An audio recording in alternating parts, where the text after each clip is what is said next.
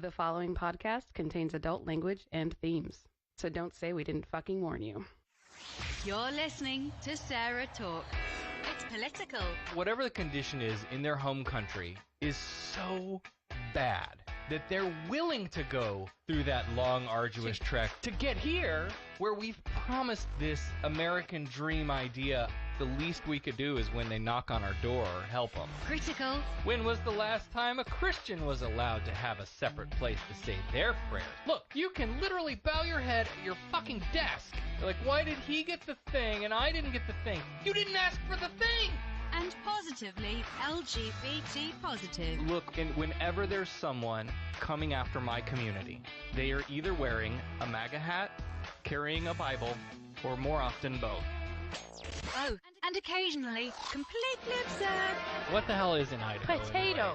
You could take a drill a Drill up hole a in a potato potato and fuck you'd a be potato. fine. Would you marry a potato though? Could that be okay? No, but you wouldn't have to marry a potato because a potato doesn't need consent for you to fuck it. And now, from Haines City, Florida, your host, Sarah Austin. Hey everybody, welcome to Sarah Talk. I'm Sarah Austin in the studio with the lovely Becca. Hello, hello, hello. This is episode 160 on April 6th, 2019. Welcome to the show. Hold on a minute. My phone is ringing and it's Azerbaijan. What the hell? Oh, let's put them on the air. Oh, man, I wish I was plugged in. Let's put them on the air. Oh, come on. No. Oh, I don't even know what that is. Who knows? Or where that is. I'll have to look at the... Hold on a minute. I had to decline it. Hold on. Where? Type it into Google. Azkaban. Is that no, it's not. Stupid, she got me. Holy shit. Oh, that's great. Hey, listen, we have thunderstorms in the area, so there is a possibility that we may lose power here during this thing, but hopefully not. Okay, where is it? Okay. Azerbaijani? Oh, God, how did I... Okay, there it is. Hi, Victoria. Ugh. Victoria's Officially, the Republic of Azerbaijan, however you say that, is a country in the South Caucasus region of Eurasia, at the crossroads of Eastern Europe and Western Asia. I don't know anybody over there, so... No. All right.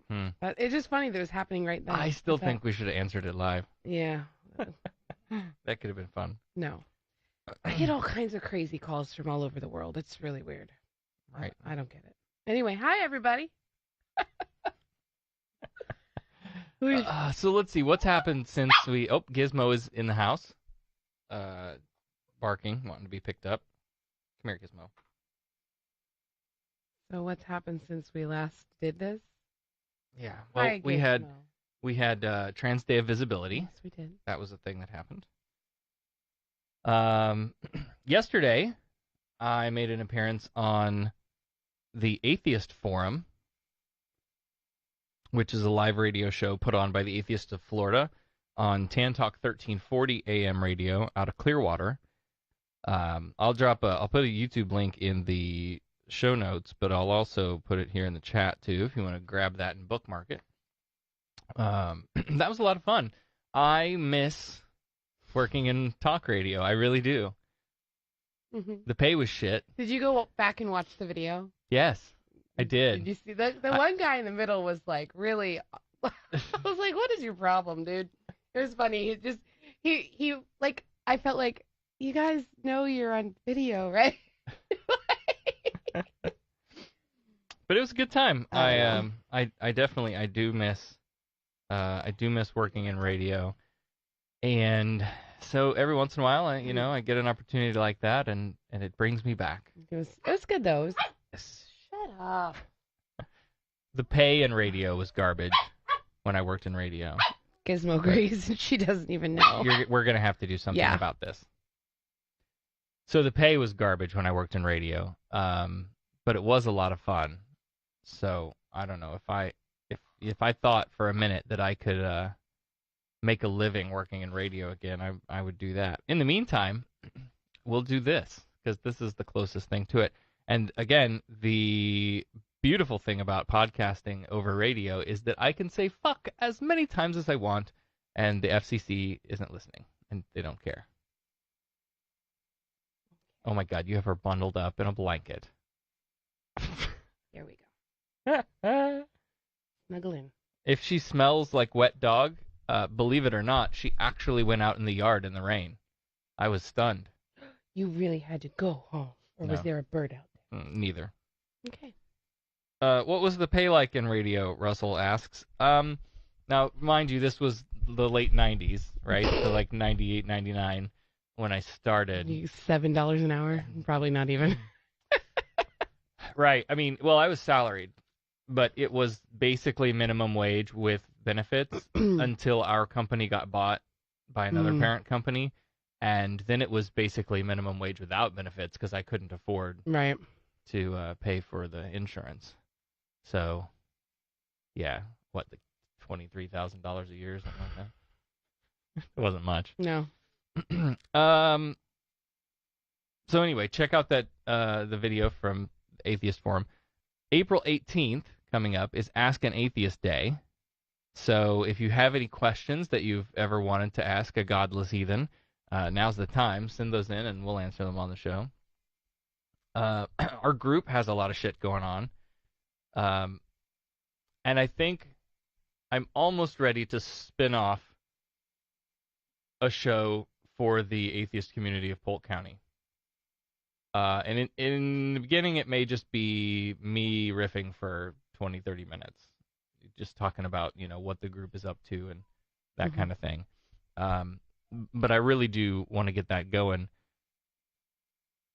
I don't know. This probably is a side effect of my ADHD, but whenever I do a thing, I do it to the extreme. And that's always been that way. So It's so annoying most of the time. What are you trying to say? No, not. Mm-hmm. Sometimes it's really annoying. Yeah, I know. It's true. But, like, I just, when I'm passionate about something, look out. And this is something that I'm really passionate about.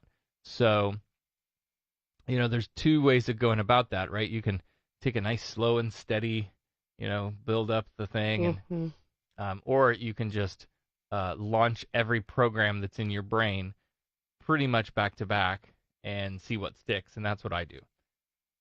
So we've launched a whole bunch more things. We're doing the Relay for Life this coming Friday. And we'll talk about that more in a little bit. And then we have some social events that we were doing like one a month. And now we've added a couple breakfast get-togethers. We have the educational meetings kicking off next month. We're doing a community cleanup project that will launch our volunteer service project where we're going to adopt a road. I'm excited about that. Hopefully near some churches so we can get together on Sunday morning and go clean up the road while the believers are coming to church. I think that'd be fun. But yeah, so that's what I do. I just jump in head first and do it all at once. Because that's how I am. So let's talk about some news. The Alabama Senate has passed Senate Bill 69 unanimously, which would get rid of marriage licenses altogether. Whoa. Because some judges in the state don't want to issue marriage licenses to gay people. So we kind of saw this coming, right? There was talk of this when the Obergefell ruling came down. So this passed in the Senate in Alabama, and it's in committees in the House now. And if it passes and is signed into law, it would be the first and only state where you can get married and not need a marriage license at all. Apparently, they've passed this bill in the Senate several times in the past, but it keeps failing in the House. Yeah. So not sure whether they have the support this time or not. Like, I wonder. Okay, because I guess it wouldn't matter.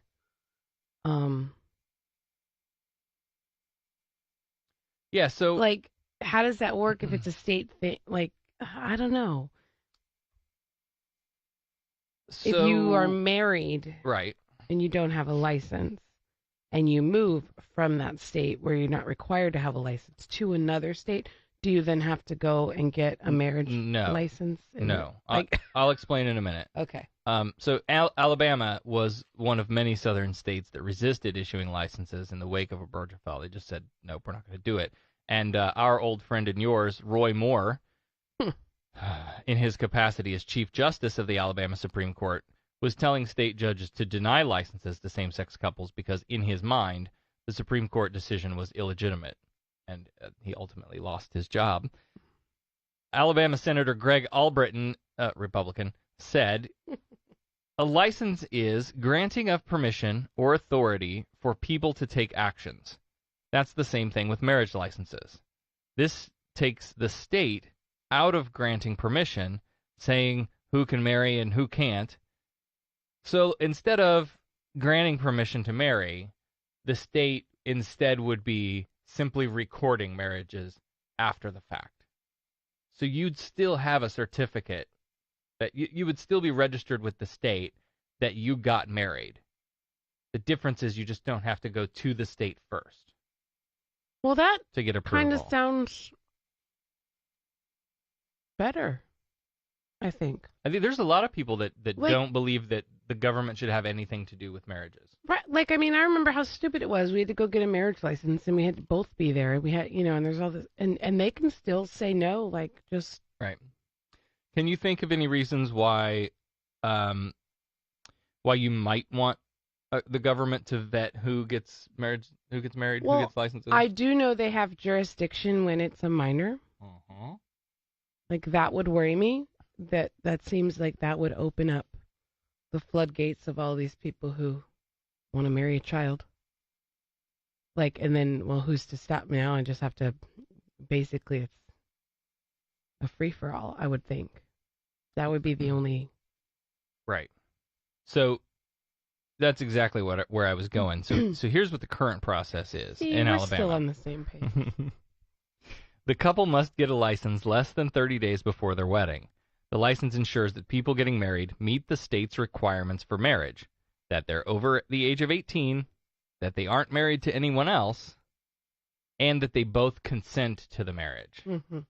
Right? So if you take away that state's filter, like, would this open the door to minors getting married and poly marriages, and I think the worst of those, marriages without consent? Sure. I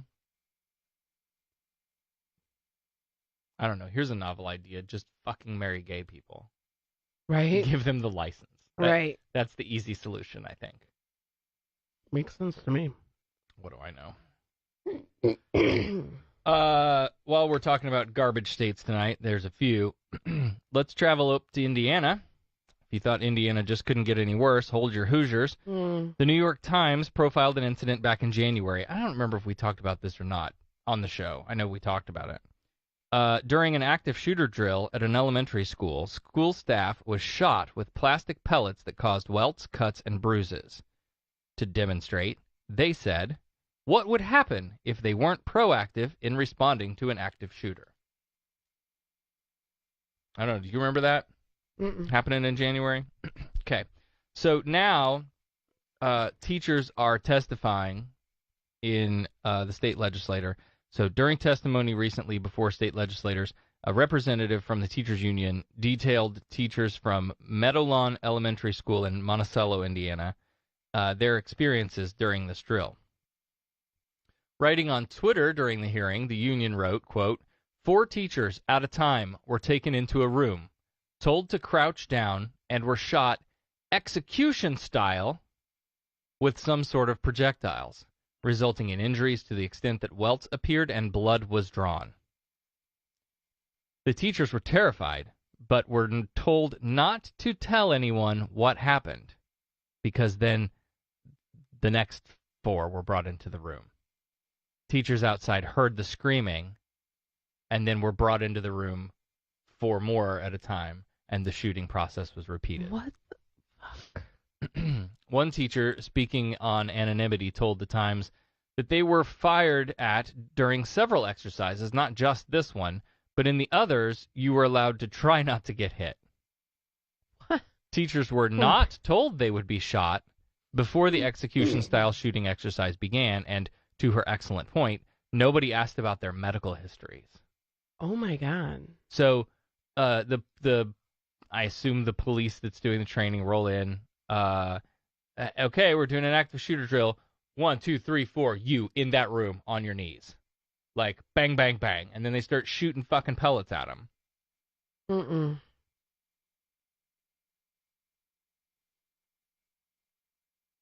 It hurt really bad, said the woman, who said she was left with bruises, welts, and bleeding cuts that took almost 2 weeks to heal. Whoa. You don't know who you are shooting and what types of experiences those individuals had in the past, whether they had PTSD or anything else. And we didn't know what we were going into. Then she says she realized that apparently they thought teachers needed to be shot at in order to take it all seriously, and that's just fucking offensive and demeaning. To make the assumption that we need to do this so that they understand how important it is for them to be take on a shooter if they come into the room? Right. Wow.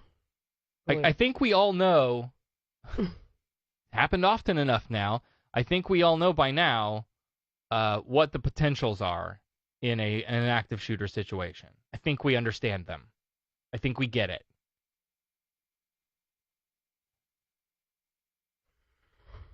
So now various committees in the Indiana Legislature are considering an amendment to a school safety bill that would bar the firing of projectiles at teachers, school employees, or students during any drill or training. And let me just say, we should not need a bill. There should not be. We don't need a law. Why do we need legislation for this? I don't understand how this even became a thing. Yeah. Wow. Yep. I cannot begin to imagine being a teacher and having this happen at your school. Cannot even begin to imagine. No. I'd quit my fucking job. They don't pay me enough anyway, right? If I'm a teacher, you sure as fuck aren't paying me enough to do this job in the first place. And now you want to shoot And now you're at going to me? shoot? Yeah. Jesus Christ. No fucking way. Yep. And on some of the local posts about this, there were plenty of teachers that chimed in and said, oh yeah, if they tried this at my school, I'd quit. Mm-hmm. That'd be the end of me. I would go do something else. And I wouldn't blame them. Mm-mm. And now, let me also remind you that states across the union here are all considering arming teacher bills. Now, Florida's probably the most notable of those that's happening.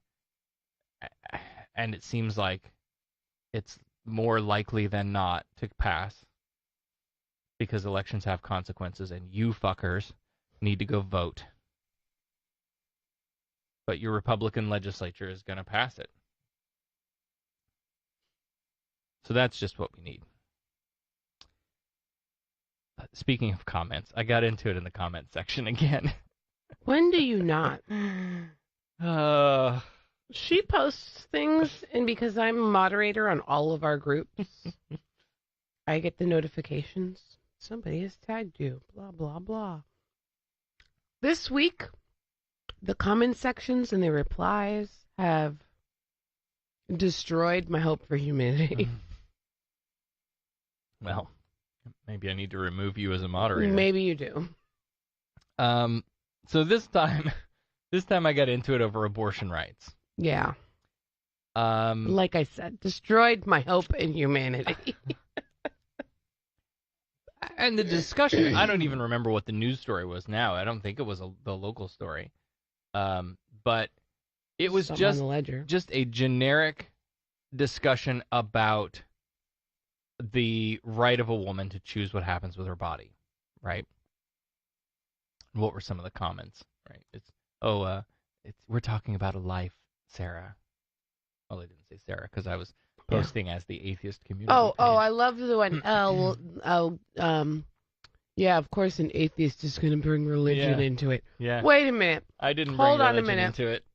Hold on a minute. You fuckers. Show did. me one person who is pro-life for scientific reasons and not religious reasons at all. Right. Like, show me one We're not calling it pro-life again. We're calling it Right. pro-forced birth. So, I like that. Yeah. But, and I'm not saying there's something, like, I'm not saying you're wrong. You can have whatever opinion you want. Right. But I have never heard a person argue that they don't believe in abortion because of scientific reasons. It's always got something to do with God. Right. Always. Yep. Well, there is a bill working its way through the Florida Legislature, House Bill 1335, which would change Florida from being a notification state to being a notification and consent state.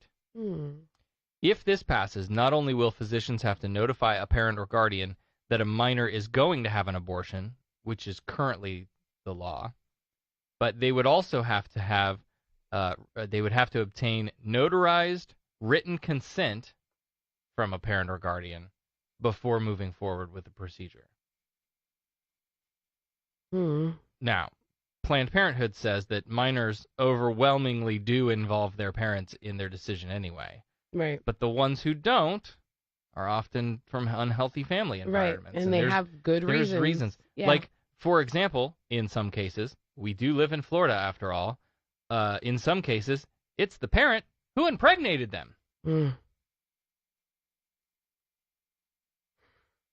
So then it gets real goofy. Like, okay, so there's a conversation to be had about the responsibility of parents in raising their children, right? Like, at what point, we kind of talked about this a week or two ago, at what point, should our kids be able to have conversations with medical providers without us necessarily? Right. And that's a tricky subject because kids kind of mature at different ages, and some earlier than others, and some never. And so that's a piece of the conversation, right?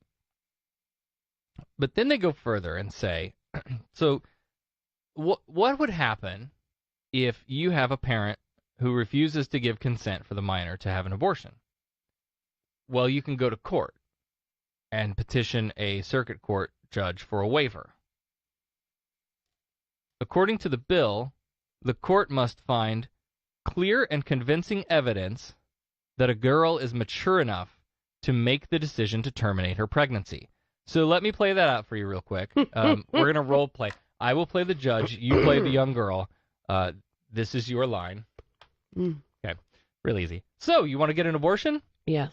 Well, you don't seem mature enough to make that decision, but good luck raising a baby. Right? The fuck? Oh, man. My head hurts thinking about this. So you're determining that someone is not mature enough to make a medical decision about their body. And if you determine that they're not mature enough for that, well, then they are mature enough to birth and raise a baby? Are you fucking crazy? Oh, she jumped. Sorry, puppy. I remember years ago there was a woman that I knew, who, she was a few years older than me, but she had some disorder. Okay. And she wanted to go in and have a hysterectomy. And the doctors wouldn't do it because because she was too young to decide that she wanted to, because I'm already angry. Right? Like, and it was like, because you might marry someone who wants to have babies. You might, right? Yeah, right. And she was in her early 20s, but she knew, like, that this was the easiest way to take care of the problem. It wasn't like a terminal thing, but it was an inconvenience for her. And she didn't want kids, and she didn't even have, she wasn't even married. Right. But the doctor would not do the surgery because she might marry somebody down the road and decide So that she fucking wanted kids. stupid. And she was too immature to make that decision at that. But this is, yeah. Women they're never mature enough to make decisions for themselves. Right. Because old white guys have to do it. Men in general. Well, yeah. I mean, you look at, you look at Middle Eastern culture. Sure. Oh, yeah. So annoying. Yep. Like, you can't even go out of the house without a male escort, even if it's your teenage brother. Yeah. Like, yep. What? Yeah, we have a major patriarchy problem. You're having a major gizmo problem. Yeah, I am. She wants to get down and bark, and I don't think that's going to be a thing. No.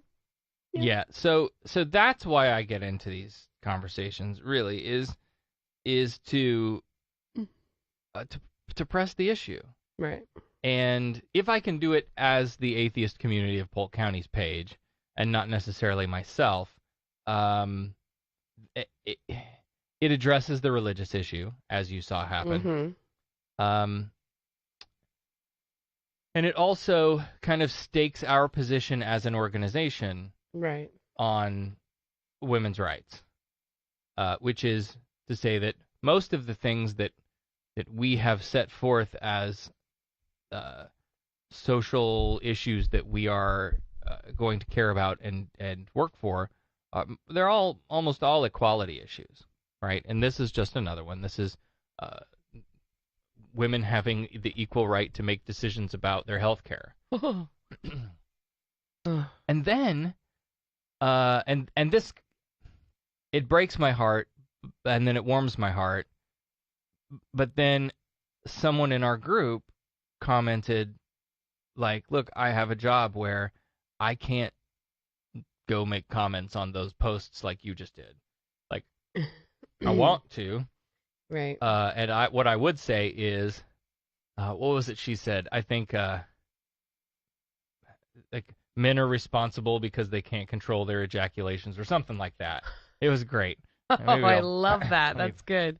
Let me pull In it. the meantime, Dan says, men in general? There are some liberal men in the world. Hashtag not all men.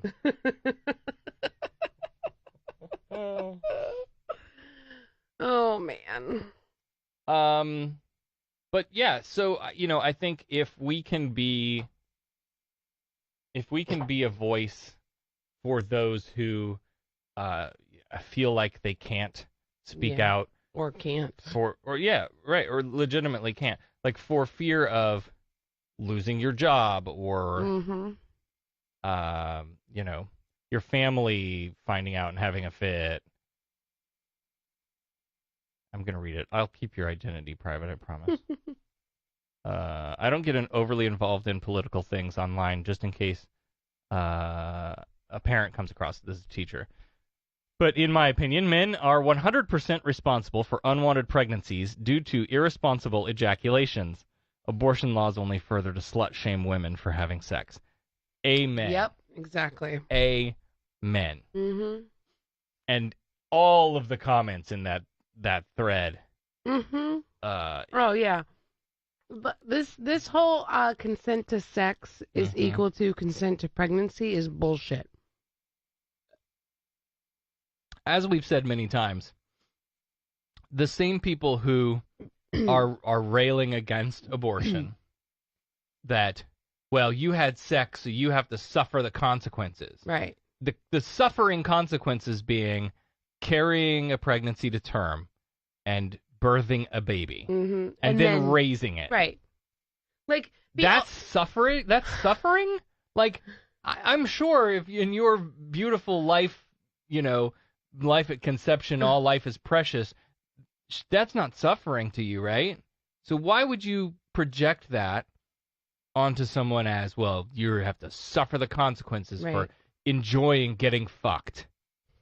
Well, that's another thing that I got into. Somebody brought up evolution. I saw that. And you're an atheist. You must believe in evolution. Blah, blah, blah, blah, blah. Right. So first, I don't believe in evolution. Evolution is the most reliable explanation that science has come up with so far. And this is exactly what I said, and if scientific community comes up with a consensus that there's a better explanation, then I will change my views to follow the evidence. Easy enough, right? Now that said, what you're saying is that the reason we have sex is to procreate, and that is an evolutionary-based thing, because if we didn't do that, then survival of the species. Yeah, okay, but once you get to a certain population size, that's not as important. And that's why it's quite all right that we have gay people who don't have kids. It doesn't affect... we're not concerned for the destruction of our species due to lack of reproduction. That's not a problem we're worried about. We're going to burn up in the planet before that ever becomes a problem. Mm-hmm. The atmosphere is just going to burn away. So that's not an issue. There are plenty of species in the animal kingdom, not just us, that have sex for reasons other than procreation. If your argument is that we have sex for procreation because of evolution, because of that trait carried forward over time, then you might expect, and this is carrying it to a bit of an extreme, but then you might expect that our bodies would only be primed to have sex during periods of time and for people who are fertile. Right. And yet, you can have sex during a time in your cycle where you're not going to get pregnant. Yeah. You can have sex when you're already pregnant and you can't get pregnant again. Men can have sex and not expel sperm that could, like... Right.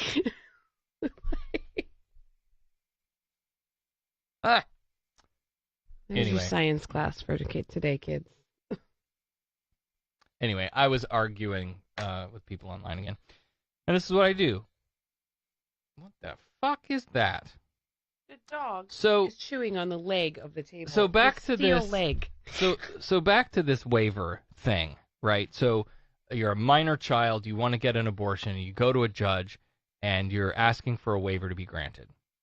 In determining whether or not to grant the waiver, the court would consider the following factors: age, overall intelligence, emotional development and stability, credibility and demeanor as a witness, ability to accept responsibility, ability to assess both the immediate and long-range consequences of the minor's choices, and the ability to understand and explain the medical risks of terminating her pregnancy and to apply that understanding to her decision.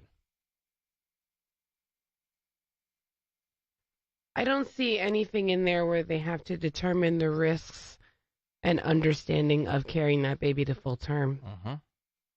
Yeah, it's all from the perspective of, look, you know what could go wrong if you do this, right? Yeah, you know what goes wrong if you keep that baby and you're not ready? Right. And all of this is subjective. Quality of life. They're always about life. Quality of life for a child that's not wanted. Mm-hmm. Yep. Well, and we've said a million times, so often, and Dan, I promise I won't generalize, so often the people who gripe and complain about abortion is killing a baby, and you should have that baby, and even if you don't want it, there are people who want to adopt. They're also typically the same people who want to cut welfare and get rid of food stamps and take away all the social safety programs that would help a child like that, likely, if you're born into a minor parent who can't really care for the child and may not have family that can, you can't rely on mom and dad and grandma and grandpa for everything.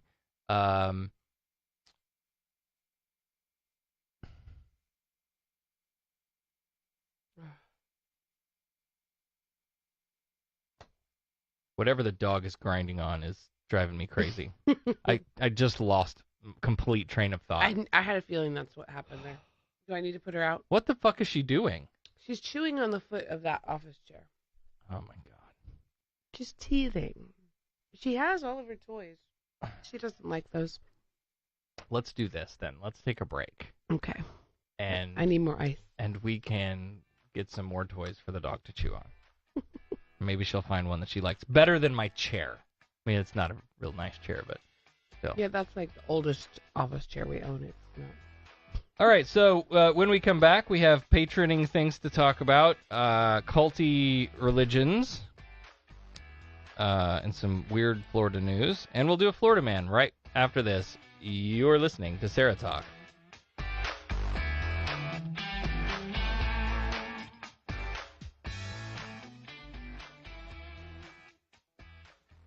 In today's health-conscious society, you have many beverage choices. But do you know what's in all of them? So much sugar, sodium, and things you can't even pronounce. Dihydrogen monoxide. What's that? Sometimes you wish you just had a simple, more elegant solution for your beverage needs. Introducing H2O, the first ever chemical-free thirst quencher. H2O is simple, simply composed of 3 portions of 2 elements, hydrogen and oxygen. H2O means chemical-free, unlike water, which is filled with all sorts of shit. When we tested H2O, we found traces of no other elements. So pure, the bottle may as well be fucking empty, with all the same nutritional content as a breath of cool mountain air. First widely featured on Goop.com, actress Gwyneth Paltrow revealed that she exclusively uses H2O for her vaginal steaming process. After all, why use water when you can steam it with H2O? So now we invite you to run out to your local garden hose and drink that shit. Remember, it's not water, it's H2O. H2O bottled by Flint Bottling Company in Flint, Michigan. Product not actually endorsed by Goop or Gwyneth Paltrow. Please do not use H2O for vaginal steaming, or better yet, please do not steam your vagina. H2O is actually just water. Water is a set of molecular compounds. It's a chemical. Everything is a chemical. Hello, my friends. This is Sister Mary Atheist of the Church of Religious Avoidance down here in Bumblefuck, Alabama. Now, my friends, my people, my brothers and sisters, do you feel lost? Do you feel that swelling urge to be a part of something better? Well, let the word of SarahTalk help you. If you've never known the word SarahTalk, learn it, live it, love it. Can I get an amen? No? Good, 'cause we don't do that shit round here. My friends, we must all remember that the good word of SarahTalk doesn't happen for free. So get yourself over to patreon.com/SarahTalk and help us spread the word. Plant that seed and help it grow into secular, peer-reviewed empirical evidence for the good of all. In the name of the Sarah, the Becca, and the science-based podcast, amen. Hallelujah and holy shit. I was feeling so alone. I'm glad I asked for help. Whatever it is, ask for help. If you're thinking about suicide or need support, call the Trevor Lifeline at 1-866-488-7386. Hey everyone, this is Dan Hogan from Mesa, Arizona, and thanks for listening to SarahTalk Podcast. You know, you're privileged to listen to the show. Not everyone gets to listen. I mean, the dead are not allowed to listen. They don't know what they're missing. Do you know why? Because they're dead. But if you're alive and listening, thanks, and enjoy the rest of the show. Thanks, Dan, and welcome back to SarahTalk. And thank you for completing my thought when my brain crashed. We'll come back to that in a minute. But before we get back to the show, we have a new patron. Say what? To welcome into the family. We do. We do. Our new patron is Greg. Greg, thank you so much for becoming a patron and welcome. supporting the show. Why does it feel, I don't know. I feel like I'm quiet or something. I feel like I'm going to have to do a lot of editing to this show. Between the dog and the dog and all of the interruptions. Anyway, okay, hold on. How is this different than any other week? Thank you, Greg, for becoming a patron. We really appreciate your support. Yes, thank you, Greg. Welcome. And to all of our wonderful patrons, your financial support keeps us going, and we appreciate it. For as little as $1 an episode, we do one a week. You can join our great patron family at patreon.com/SarahTalk, or you can go to SarahTalk.com and click on the support button. Support us. Or you can support the show for free by leaving a 5-star review on Apple, Google Podcasts, or wherever you listen to the show, and share it out with people who it'll piss off. That's what we decided, right? Or people who you think might appreciate this sort of discussion and content. So I have lots of thanks for Dan here now. So I want to thank Dan again, who's keeping us honest. Apparently, we met our most recent goal on Patreon, and I didn't know it. I never got an email or anything. It's really funny that because I saw that message and I went, yeah, why wouldn't we have gotten an email about that? Yeah. So I completely missed it. But what it means is it's time for us to do another full-length, patron-only exclusive episode just for the patrons. So, patrons. But you get to pick the topic. What do you want us to talk about? You get to pick the topic, or I'm just going to play... Are you going to give multiple choice, or... I'd like to take suggestions. Okay. Yeah, if people have ideas. If not, I'm just going to play the 700 Club for an hour. No, please, guys, come up with something better than that. How about everybody that's a patron, send in your suggestions. I like it. And based on those, we can create a patron poll. Yeah. Yeah, and then you can vote. Yeah. Sure.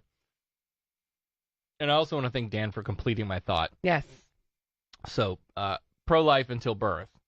Yes, that's exactly where I was going. Once that baby born is screwed. They care about the life of the unborn child, but once it's born, it should pull up its little bootstraps and go get a second job and fucking take care of itself, Mm-hmm.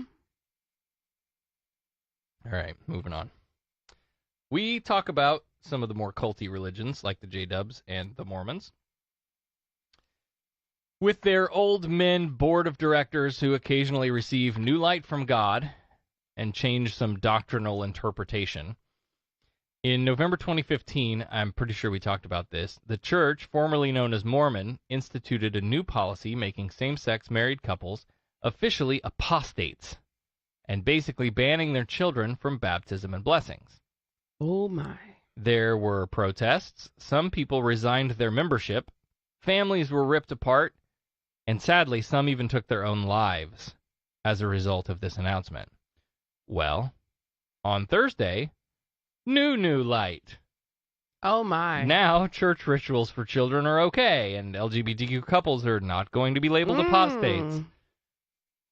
Dallin Oaks, first counselor to the church president, said, quote, previously, our handbook characterized same-gender marriage by a member as apostasy. While we still consider such marriage to be a serious transgression, it will not be treated as apostasy for purposes of church discipline. Instead, the immoral conduct in heterosexual or homosexual relationships will be treated in the same way. What? It's appropriate that you have those glasses on. I figured new light's going to be really bright and it's rainbow bright and get it going. So basically they're saying you're not an apostate, but you're still a dirty fucking sinner because you have immoral sexual conduct, whether you're straight or gay. Oh my God, guys, just stop worrying about what people are doing with their genitals. If they're not rubbing it in your face, it doesn't concern you. That's my stance. Sticking to it. I like it. But here's the thing, this is sort of a backhanded positive, right?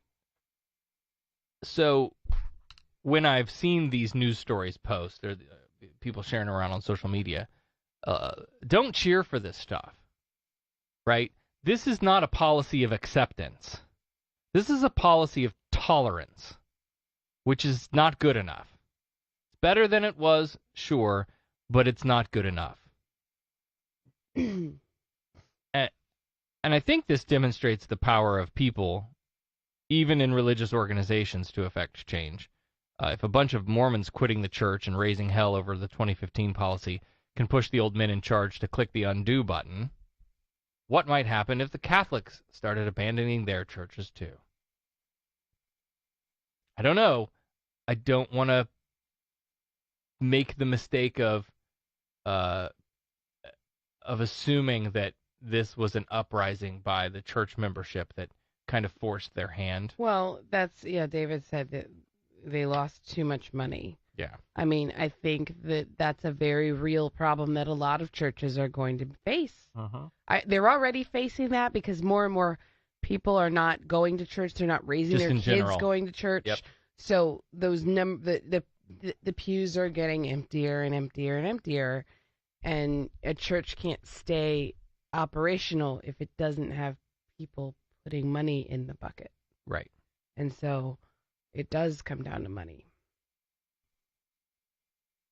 Do you think it's Keith or Rachel who said, genitals in my face? He Hooray! signed it, Keith. I didn't see that. Although either one, could have been. It could have very well easily been either one. So, another strange thing that popped through my news feed. We talk about the failures of our punitive prison system, right, which does little to nothing to habilitate, rehabilitate, or reduce recidivism. Mm-hmm. So let's talk about Robert Goldstein. That name ring any bells? No. Goldstein was arrested last month on multiple weapons charges, as well as domestic violence with strangulation, and for being a convicted felon with firearms. Officers responded to his home after he barricaded himself inside with his stepdaughter. They rushed the room when they found out he had a gun, removing the daughter, and Goldstein surrendered without violence. But Tequesta police... Where the fuck is Tequesta? Pause. Keith says, I did not write that. That was Rachel, but I'm not against it. Update from the chat.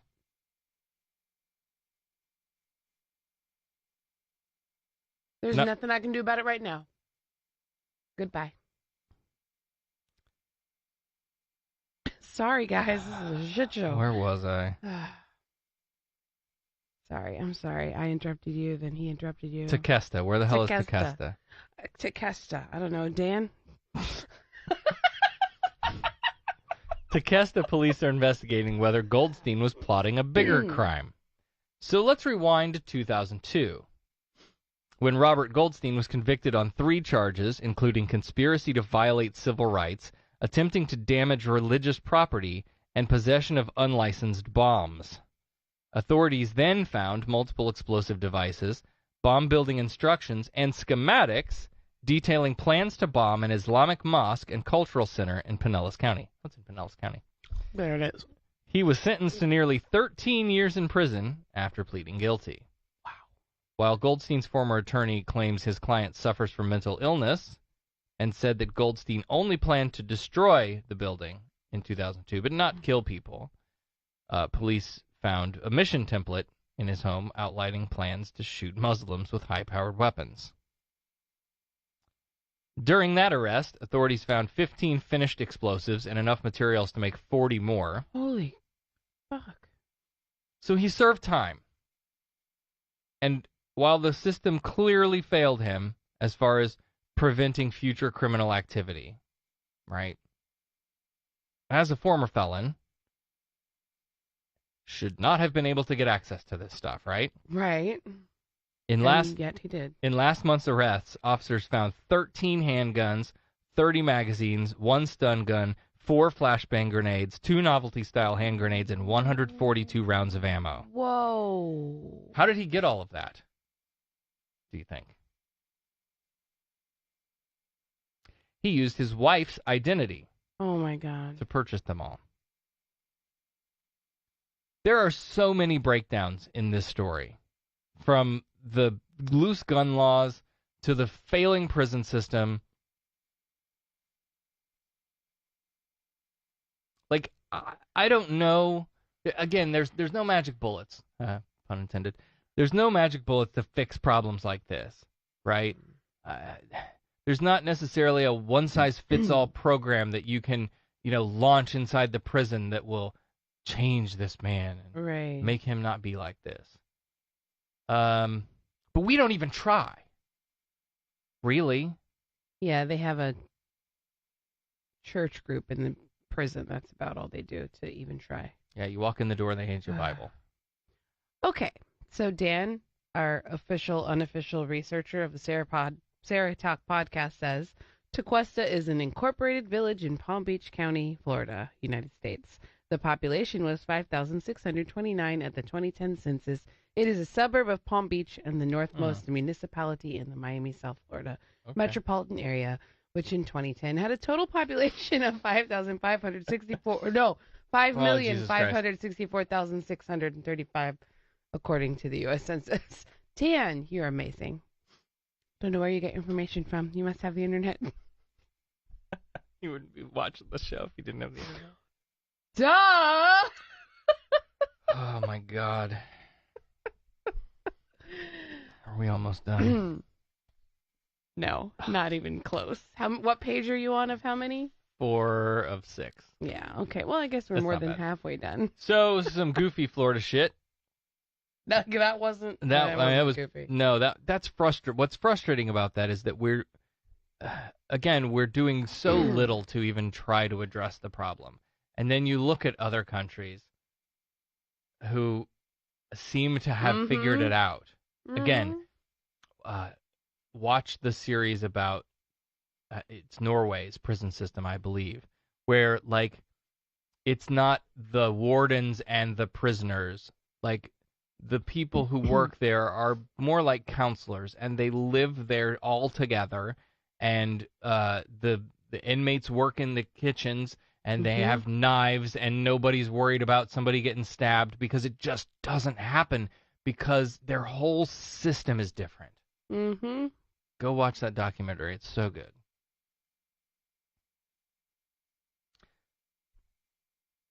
Deeply concerned by violence in houses of worship lately, people from different Jacksonville-area churches are putting down their Bibles, thoughts and prayers, and picking up Glocks. The group of 14 is participating in a 2-day course provided by Strategos International, who is apparently teaching hundreds of these classes with church leaders each year. At the gun range, before and after the training session, the group says a prayer. Because why not? WSB-TV reports, quote, the group would rather preach the gospel and leave the guns aside, but they're training because for them, knowing how to handle a firearm in a place of worship has become a necessity, end quote. They cite recent shootings. In the last 5 months, 50 worshipers were killed in 2 mosques in New Zealand, 11 killed in a Pittsburgh synagogue. In 2017, 26 churchgoers were killed in Sutherland Springs, Texas, in a church. That's hardly an epidemic. But the greater question, of course, is, where's God? Yeah. Yes, it's our old friend, the problem of evil. But there's some events recently that should make you scratch your head. Taking note of those shootings in houses of worship, remember that just a week or so ago, God was saving Bibles from burning churches. Remember that? And while he was saving Bibles, people were dying in devastating tornadoes. Yeah. Either God can't be bothered to protect a church from shootings, or more likely, he doesn't exist. But on the assumption that there is a God that supposedly cares about, loves, and protects his people, why the guns and the training? If you're a churchgoer, do you want the minister packing heat? So the idea is, this was something they talked about in one of the articles that I read. Everybody in the church sits with their back to the door. Except preacher. So if there's going to be somebody who's in a position to react and neutralize the threat, It's that guy. it's that guy. Or some churches have more people up on the stage. See, I don't know. I didn't go to church. We had. Do you want to? Oh, that would be a fun. No, you know what? It's funny now. I've heard when you do go to the Kingdom Hall during the services, the doors are locked because they're so like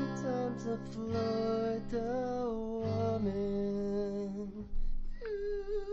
God, I hate it when I move on and then I see something in the chat and I'm like, oh no, I've got to talk about that. Dan says, this is the first time I heard Sarah have a major brain fart. Ha ha ha ha ha ha ha. Not true, actually. It may be the first that you noticed.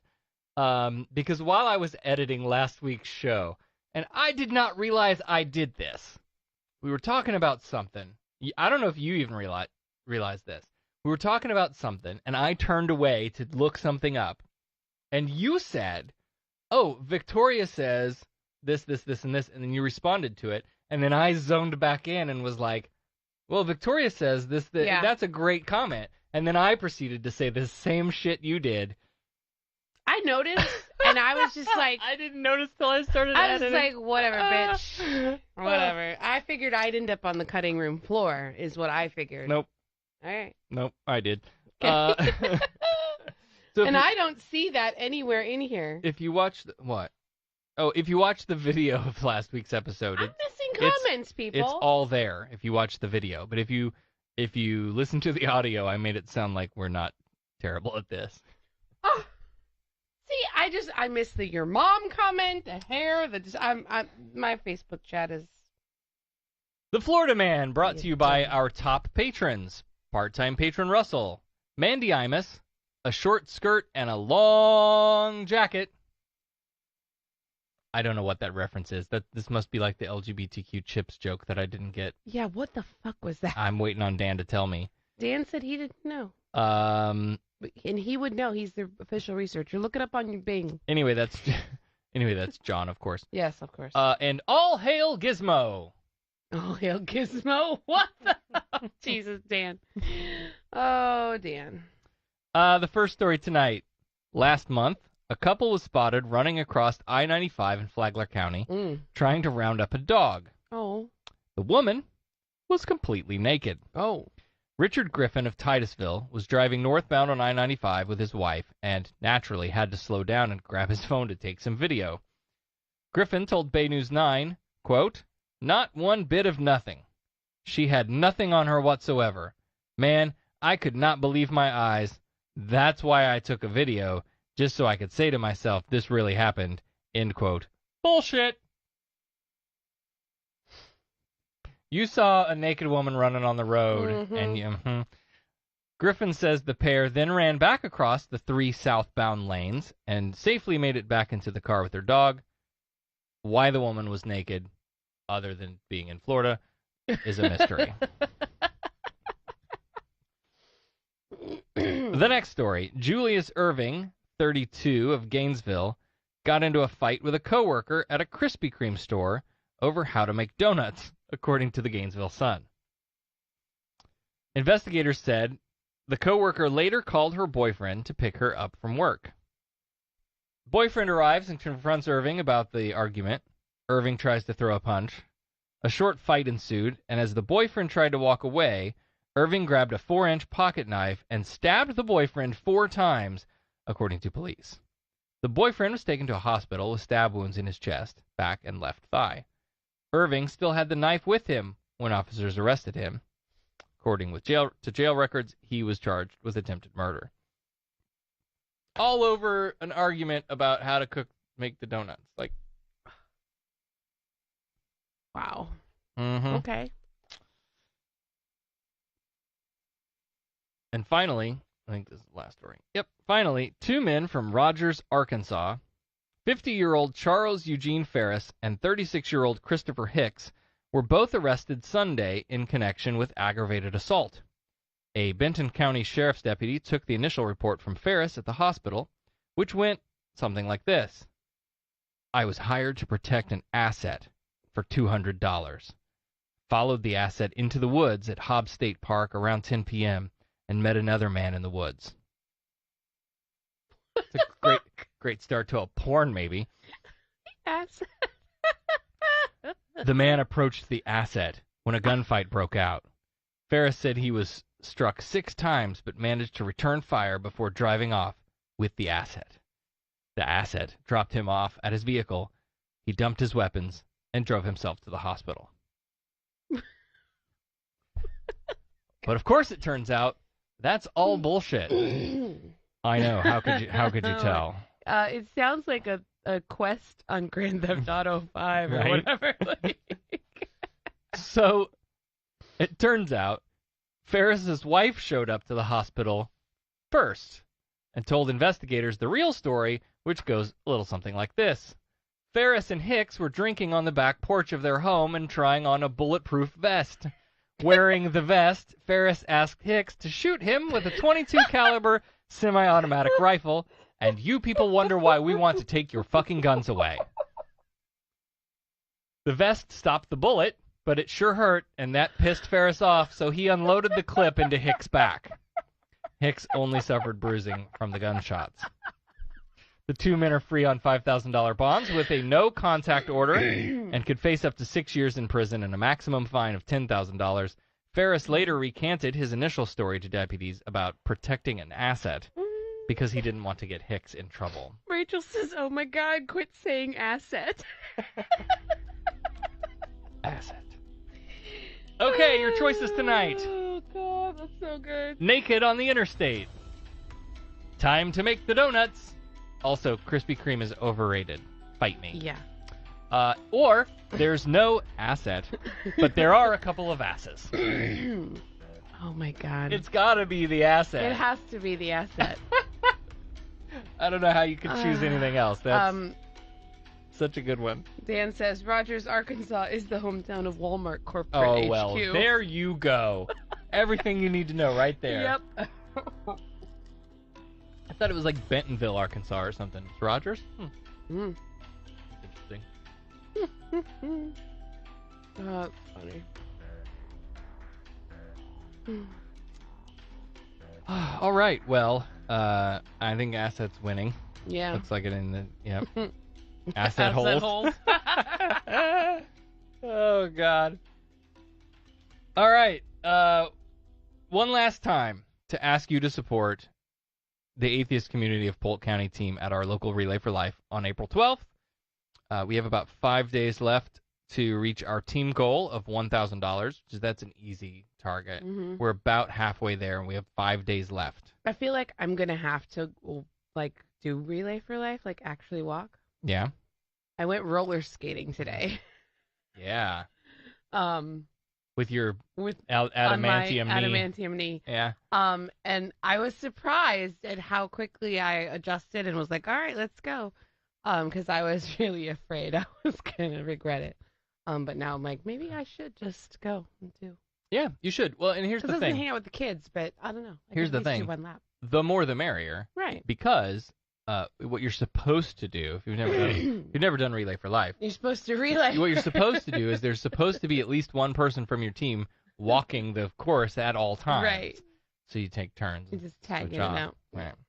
So anyway. if you're local and you haven't signed up to join our team, go to polkatheists.org/relay and sign up. I think so far the or plan donate. is we're going to have bags of Oreos and chilled watermelon and Gatorade, I think. I don't know. Come on down. You guys are all handling Come on that. down and see what we give you. Jesus Christ. Well, anyway, we're putting a positive face to atheism while supporting the American Cancer Society, and any amount you can give will be greatly appreciated. All of those monies that are donated goes directly to the American Cancer Society. We don't see any of it personally. Our atheist community organization doesn't get any of it. It's all processed through them and done right from them. And again, anyone from the SarahTalk audience that donates $30 or more will get a Florida Man-style news story written about you, and we'll read it on, I believe we're going to do this on next week's show. I'm super excited. So you have the next week to make your $30 donation. I think we're almost done with John Willis made a donation. Yeah. We're almost done with his. It's missing a little something. Bit, but it's coming. So Keith says he's going to be walking as Jesus. Oh, hallelujah. So if that's great. If that's worth walking it all. for cancer isn't enough to Keith in a Jesus costume. That'll be fun. Yes, absolutely. And again, if you're listening in locally and you want to be a part of the team, Don't be like overwhelmed when you go looking at the sign up thing, because it automatically sets that you have a personal fundraising goal of $100. That's fine, and you don't have to reach that goal to be able to come out and participate. Yeah. You can change that goal to whatever level you want it to be. Like, don't let that be daunting. If you want to come out and hang out with us and have a good time, just come. Please do.